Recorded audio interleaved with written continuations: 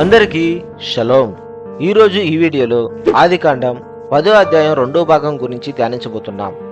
ఈ అధ్యాయంలో 8 నుండి 12 వరకు గల వచనాలు నిమ్రోదు అనే వ్యక్తి గురించి చాలా గొప్పగా హషేం ఎదుట పరాక్రమం గల వేటగాడు అని రాయబడింది. హషేం ఎదుట పరాక్రమం గల వేటగాడు అంటే ఏమిటి? నిమ్రోదు వేటిని వేటాడేవాడు? జంతువులనా, మనుషులనా? ఈ అధ్యాయం మొత్తం షేము, హాము, యాపేతు అను వారి యొక్క వంశావళి జాబితాను తెలియజేస్తుంది. అయితే ఈ 5 వచనాలలో నిమ్రోదు పాత్ర మాత్రం ఎందుకు ఈ క్రమానికి అంతరాయం కలిగిస్తుంది? ఏమిటి నిమ్రోదు యొక్క గొప్పతనం?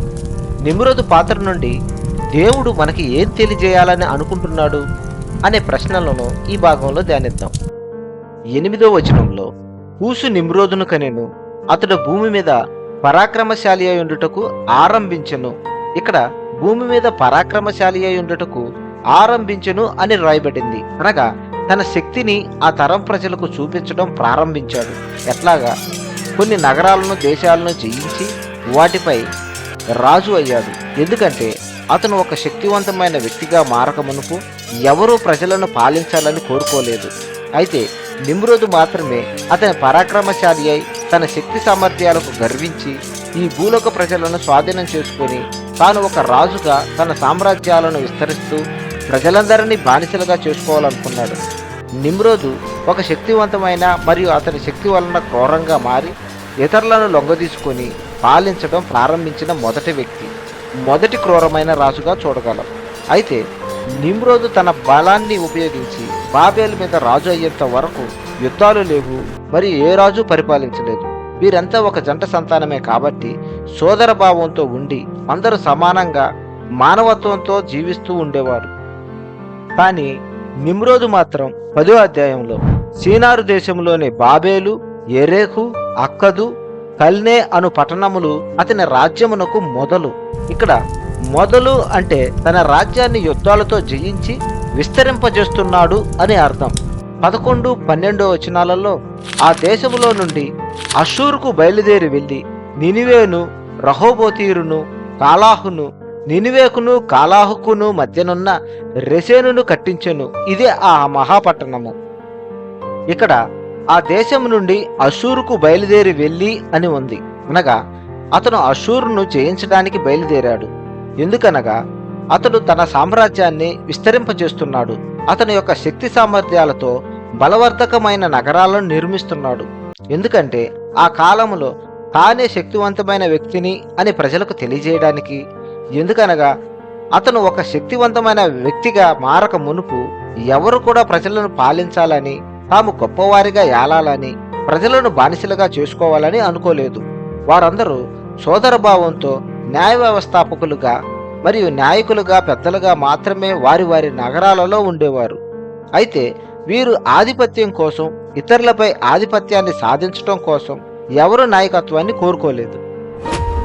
8 నుండి 12 వరకు గల వచనాలలోని నిమ్రోదు యొక్క భాగం మనకి ఏం తెలియజేయాలని అనుకుంటుంది?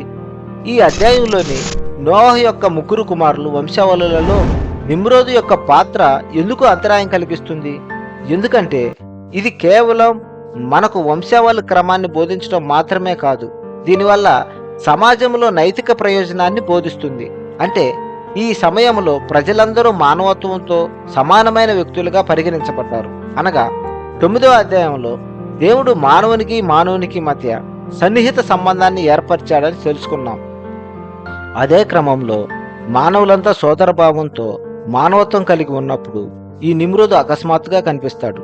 మరియు అతను పరాక్రమశాలి అయి ఉన్నందున అతని తరములోని ఇతరులను లొంగతీసుకోవడం మరియు జయించడం ప్రారంభించాడు.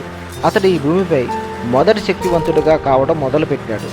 9వ వచనంలో అతడు హషేం ఎదుట పరాక్రమం గల వేటగాడు అని రాయబడింది. హషేం ఎదుట పరాక్రమం గల వేటగాడు అంటే ఏమిటి?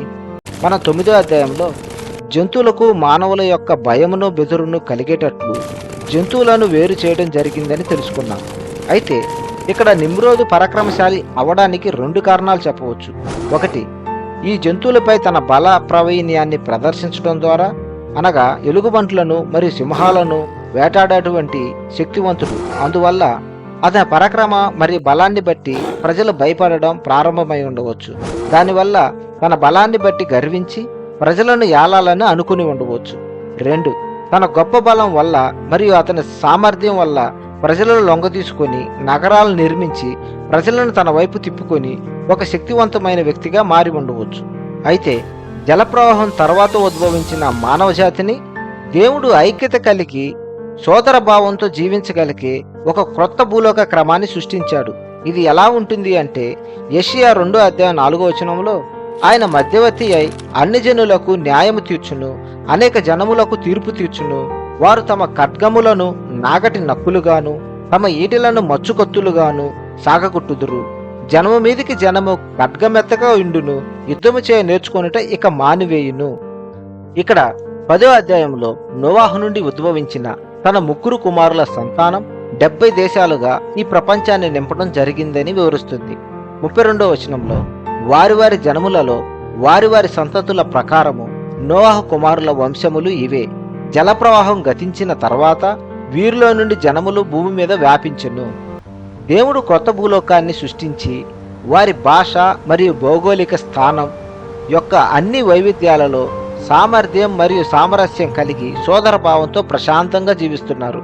అనగా యెషయాలో చెప్పినట్లు జనము మీదికి జనము ఖడ్గమెత్తగా ఉండును, యుద్ధము చేయ నేర్చుకొనుట ఇక మానివేయును అని. అలాంటి దేవుడు పరిపాలించే పాలనను నిమ్రోదుకు ముందు ఇక్కడ గమనించగలం.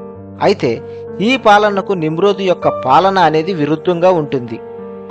అనగా అప్పటి వరకు ప్రజల మధ్య సోదరభావం, శాంతి, సామరస్యాన్ని, మానవత్వాన్ని కలిగి జీవిస్తున్న పరిస్థితుల్లో ఒక్కసారిగా నిమ్రోదు వంటి పరాక్రమం గల వ్యక్తి తన సామర్థ్యాన్ని బట్టి ప్రజలను మరియు దేశాలను బలవంతంగా లొంగదీసుకోవడం, తన రాజ్యాన్ని విస్తరించి యుద్ధాలు మొదలుపెట్టి ప్రజలను బానిసలుగా చేసుకుంటూ తానే ఒక గొప్ప రాజుగా తనను తాను ప్రజలకు బయలుపరుచుకోవడం, రాజుగా ఉన్నటువంటి దేవుని స్థానంలో తానే సర్వరాజ్యాలకు అధిపతిగా ఉండి ప్రజలను బానిసలుగా చేసుకోవడం అనేది ధర్మశాస్త్రానికి విరుద్ధం. ఎందుకనగా మానవులంతా దేవుని స్వరూపంలో నిర్మించబడ్డారు, వీరంతా ఒకటే అని, అందరూ సోదరభావం కలిగి ఉండాలని, మానవుని పట్ల మానవుడు సమానత్వాన్ని చూపించాలని, ఒకరి కింద బానిసలుగా దాసత్వం చేయడానికి మానవుడు పుట్టలేదని, వారిని సృష్టించిన దేవునికి మాత్రమే సేవ చేయాలని తెలియజేయడమే ఈ అధ్యాయం యొక్క ముఖ్య ఉద్దేశం. లేవికాండం 25:55 ఏలయనగా ఇశ్రాయేలీయులు నాకే దాసులు, నేను ఐగుప్తు దేశంలో నుండి రప్పించిన నా దాసులే, నేను మీ దేవుడినైన హషేమును అని తెలియజేయడం జరిగింది. షలోం షలోం, తొదారబా.